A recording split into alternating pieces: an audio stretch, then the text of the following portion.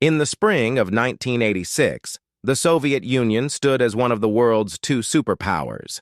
Its nuclear energy program was among the most advanced on Earth, supplying electricity to millions across Eastern Europe. At the heart of this system sat the Chernobyl Nuclear Power Plant, located in northern Ukraine, then part of the Soviet Republic. On April 26th of that year, what began as a routine safety test would become the most expensive industrial accident in human history. The decision to conduct the test seemed reasonable at the time. Engineers wanted to determine whether the reactor's turbines could produce enough electricity to power essential safety systems during an emergency shutdown. The test had been delayed multiple times due to scheduling conflicts and power grid demands. When it finally proceeded in the early morning hours, and the reactor was operating under conditions its designers had never fully anticipated. Several small decisions made independently over the course of hours created a situation no single person understood completely. Operators disabled multiple safety systems to prevent automatic shutdowns that would interrupt the test. They reduced the reactor's power output lower than planned. The reactor's design included a feature meant to improve efficiency, but under certain conditions, this same feature could cause power to increase uncontrollably. Records indicate that the operators were experienced professionals following what they believed to be acceptable procedures.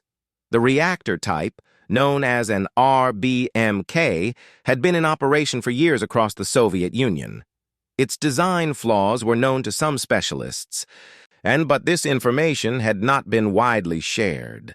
The system relied on human judgment at critical moments, and the operators had incomplete information about how their reactor would behave under unusual conditions. At 1:23 in the morning, the power spike began. Within seconds, the reactor's output increased to levels far beyond its design capacity.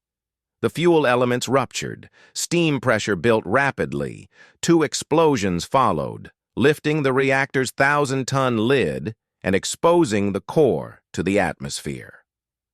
Radioactive material began dispersing into the night air. The immediate response was shaped by the available information, which was fragmentary and contradictory. Plant officials initially believed the reactor remained intact. Firefighters arrived within minutes, focusing on blazes in the turbine hall, unaware of the radiation levels surrounding them. Many would later develop acute radiation sickness. It took hours for authorities to understand the scale of what had occurred. Evacuation of the nearby city of Pripyat began 36 hours after the explosion. Residents were told to bring only essential items and that they would return within days. They never did. The delay in evacuation, though it seemed prudent given the initial uncertainty, exposed tens of thousands to elevated radiation levels. Historians suggest this hesitation reflected both the limitations of available data and the institutional reluctance to acknowledge the severity of the crisis. The Soviet government's initial approach to the disaster followed established protocols for managing information during emergencies. Officials restricted details about the accident, both domestically and internationally, while mobilizing resources for containment. This delayed response affected neighboring countries where radiation levels rose without explanation. Sweden detected the contamination first and demanded answers. Only then did Moscow acknowledge a serious incident had occurred.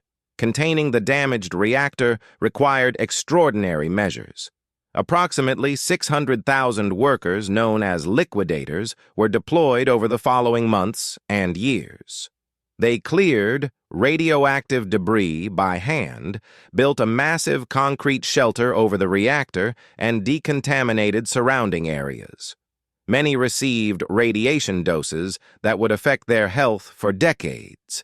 The costs mounted rapidly, both in human terms and economically. The accident's financial impact extended far beyond the immediate cleanup. The Soviet Union allocated resources equivalent to billions of dollars, straining an economy already under pressure. An exclusion zone spanning more than 1,000 square miles was established, displacing over 300,000 people permanently. Agricultural production ceased across vast areas. Trade restrictions affected Soviet exports. The full economic toll has been estimated at hundreds of billions of dollars when long-term health costs and lost productivity are included. Evidence points to the disaster accelerating political changes already underway in the Soviet Union. The government's handling of the crisis eroded public trust in state institutions. The policy of glasnost, or openness, gained momentum partly in response to the perceived failures of the initial response. The accident revealed systemic problems in Soviet industrial management, scientific communication, and bureaucratic decision-making. These revelations contributed to broader questions about the sustainability of the entire system. The global nuclear industry absorbed lessons from Chernobyl, but the process took time. Reactor designs were re-evaluated, safety protocols were revised, international cooperation on nuclear safety improved significantly. Yet the disaster's influence on energy policy varied by region. Some countries accelerated their nuclear programs with enhanced safety measures. Others began phasing out nuclear power entirely, a shift that carried its own long-term costs and consequences. The environmental legacy persists. The exclusion zone remains largely uninhabited, though nature has gradually reclaimed the abandoned towns and forests. Radiation levels have decreased, but certain areas will remain hazardous for thousands of years. The original concrete shelter, built hastily under emergency conditions, began deteriorating within years. A new containment structure completed in 2016 at a cost of over $2 billion was designed to last a century. What made Chernobyl so costly was not a single catastrophic decision, but rather an accumulation of choices that seemed defensible individually, yet proved devastating in combination. The reactor's design prioritized certain efficiencies over redundant safety systems. Training programs did not adequately prepare operators for unlikely scenarios. Information about design weaknesses remained compartmentalized. The safety test proceeded under time pressure without full consideration of risks. Each element alone might have been manageable, but together they created conditions for disaster. The accident demonstrated how institutional culture and systemic incentives can obscure risks until they materialize. Engineers and operators worked within a framework that discouraged questioning established procedures or reporting potential problems up the chain of command. Production targets and schedule pressures influenced decisions in ways that were not always explicitly acknowledged. The cost of caution seemed high in the moment, but the cost of overconfidence proved immeasurably higher. Chernobyl stands as a reminder that the true expense of mistakes often reveals itself slowly. The initial explosion lasted seconds, but its consequences unfolded over decades. The financial burden, measured in hundreds of billions, tells only part of the story. The human cost, the environmental damage, and the erosion of public confidence accumulated gradually, becoming fully apparent only with time.